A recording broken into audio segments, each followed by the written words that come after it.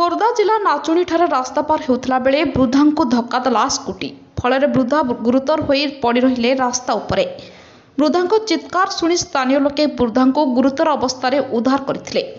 वृद्धा को उद्धार कर टांगी गोष्ठी स्वास्थ्य केन्द्र में भर्ती करा जायछि। गुरुतर वृद्धा नाम मांगा प्रधान, बयस 65, घर नाचुणी निकटस्थ गोरडा झरी ग्राम बोली जमापड़ी। वृद्धा गोटे गोड़ 2 खंड हो भांगी जाइथिबा जमापड़ी। महिला प्राथमिक चिकित्सा पर अधिक चिकित्सा पर भुवनेश्वर को स्थानांतर करा जायछि। नाचुणी थाना पुलिस स्कूटी को जबत कर तदंत करुछि। ब्यूरो रिपोर्ट, राजधानी मीडिया।